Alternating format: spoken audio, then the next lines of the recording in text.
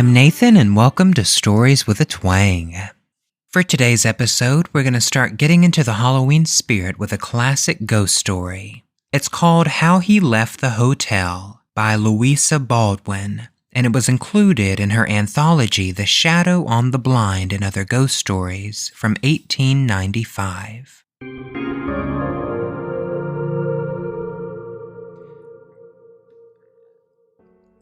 I used to work the passenger lift in the Empire Hotel, that big block of a building in lines of red and white brick like streaky bacon that stands at the corner of Main Street. I'd served my time in the Army and got my discharge with good conduct stripes, and how I got the job was in this way. The hotel was a big company affair with a managing committee of retired officers and such like. Gentlemen with a bit of money in the concern and nothing to do but fidget about it, and my late colonel was one of them.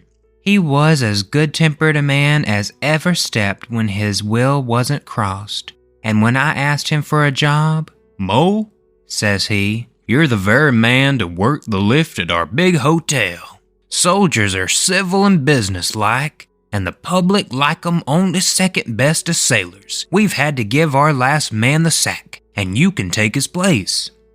I liked my work well enough and my pay and kept my place a year, and I should have been there still if it hadn't been for a circumstance. But don't let me anticipate. Ours was a hydraulic lift. None of them rickety things swung up like a pole parrot's cage in a well staircase that I shouldn't care to trust my neck to. It ran as smooth as oil. A child might have worked it and safe as standing on the ground.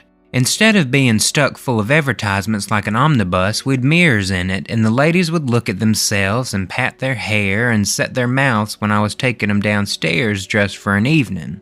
It was a little sitting room with red velvet cushions to sit down on, and you'd nothing to do but get into it and it'll float you up or float you down light as a bird.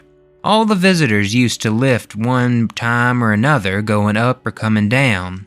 Some of them was French, and they'd call the lift the ascenseur, and good enough for them in their language, no doubt, but why the Americans that can speak English when they choose and are always finding out ways of doing things quicker than other folk should waste time and breath calling a lift an elevator, I can't make out. I was in charge of the lift from noon till midnight. By that time, the theater and dining out folks had come in, and anyone returning late walked upstairs, for my day's work was done.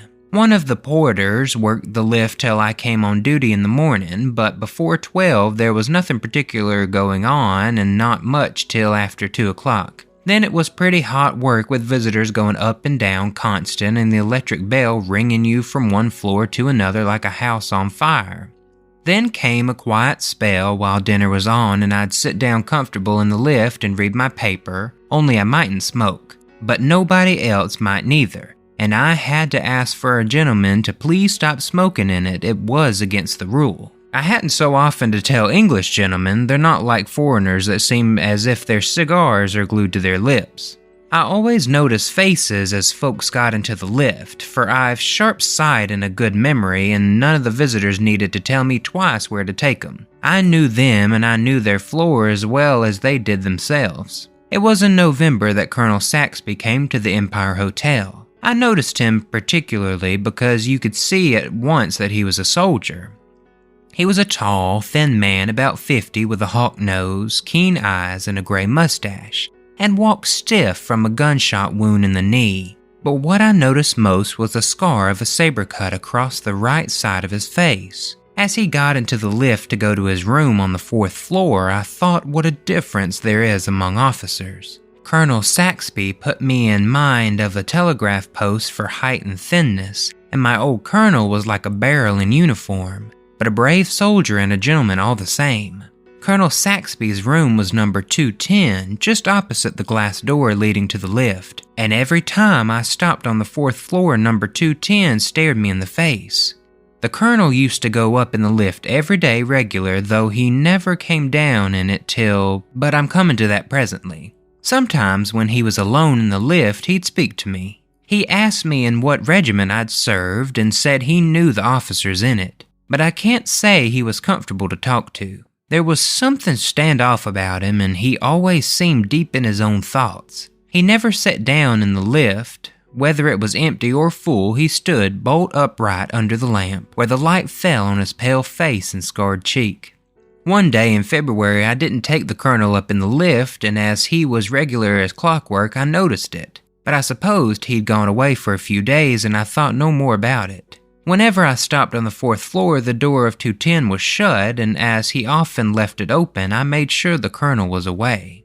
At the end of the week, I heard a chambermaid say that Colonel Saxby was ill. So, thinks I, that's why he hasn't been in the lift lately. It was a Tuesday night, and I'd had an uncommonly busy time of it. It was one stream of traffic up and down, and so it went on the whole evening. It was on the strike of midnight, and I was about to put out the light in the front, lock the door, and leave the key in the office for the man in the morning, when the electric bell rang out sharp.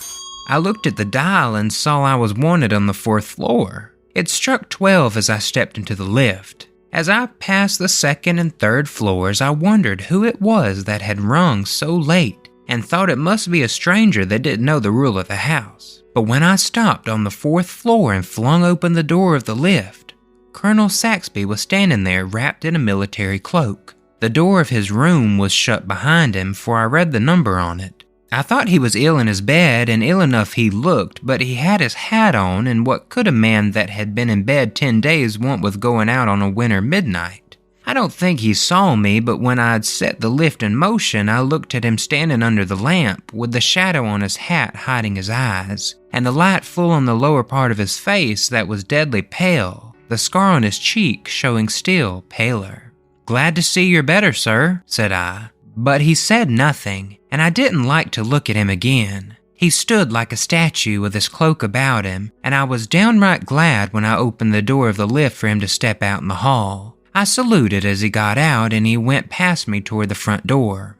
"The Colonel wants to go out," I said to the porter, who stood staring, and he opened the door and Colonel Saxby walked out into the snow.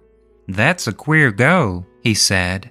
"It is," said I. "I don't like the Colonel's look. He doesn't seem himself at all. He's ill enough to be in his bed, and there he is, gone out on a night like this. Anyhow, he's got a famous cloak to keep him warm. I say, suppose he's gone to a fancy ball and got that cloak on to hide his dress," said the porter, laughing uneasily, for we both felt queerer than we cared to say, and as we spoke there came a loud ring at the doorbell. "No more passengers for me," I said, and I was really putting the light out this time when Joe opened the door, and 2 gentlemen entered that I knew at a glance were doctors. One was tall and the other was short and stout, and they both came to the lift. "Sorry, gentlemen, but it's against the rule for the lift to be up after midnight." "Nonsense," said the stout gentleman. "It's only 12:30 and a matter of life and death. Take us up at once to the 4th floor." And they were in the lift like a shot. So up we went, and when I opened the door, they walked straight to number 10. A nurse came out to meet them, and the stout doctor said, "No change for the worse, I hope." And I heard her reply, "The patient died 5 minutes ago, sir." Though I'd no business to speak, that was more than I could stand. I followed the doctors to the door and said, "There's some mistake here, gentlemen. I took the Colonel down in the lift since the clock struck 12 and he went out." The stout doctor said sharply, "A case of mistaken identity. It was someone else you took for the Colonel." "Begging your pardon, gentlemen, it was the Colonel himself, and the night porter that opened the front door for him knew him as well as me. He was dressed for a night like this with his military cloak wrapped around him." "Step in and see for yourself," said the nurse. I followed the doctor into the room, and there lay Colonel Saxby looking just as I had seen him a few minutes ago. There he lay, dead as his forefathers, and the great cloak spread over the bed to keep him warm that would feel heat and cold no more. I never slept that night. I sat up with Joe, expecting every minute to hear the Colonel ring the front doorbell. Next day, every time the bell for the lift rang sharp and sudden, the sweat broke out on me and I shook again. I felt as bad as I did the first time I was in action. Me and Joe told the manager all about it, and he said we'd been dreaming, but said he, "Mind you don't talk about it, or the house will be empty in a week." The Colonel's coffin was smuggled into the house the next night. Me and the manager and the undertaker's men took it up in the lift and it lay right across it and not an inch to spare. They carried it into number 210, and while I waited for them to come out again, a queer feeling came over me. Then the door opened softly and 4 men carried out the long coffin straight across the passage and set it down with its foot toward the door of the lift, and the manager looked round for me. "I can't do it, sir," I said. "I can't take the Colonel down again. I took him down at midnight yesterday and that was enough for me." "Push it in," said the manager, speaking short and sharp, and they ran the coffin into the lift without a sound. The manager got in last, and before he closed the door, he said, "Mole, you've worked this lift for the last time, it strikes me." And I had, for I wouldn't have stayed on at the Empire Hotel after what had happened, not if they'd double my wages. And me and the night porter left together.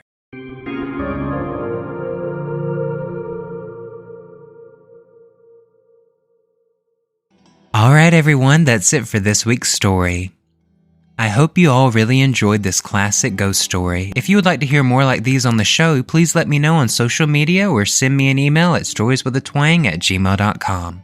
You can send me stories you would like me to read on the show at storieswithatwang@gmail.com. The show is on Facebook, Instagram, and YouTube at Stories with a Twang Podcast.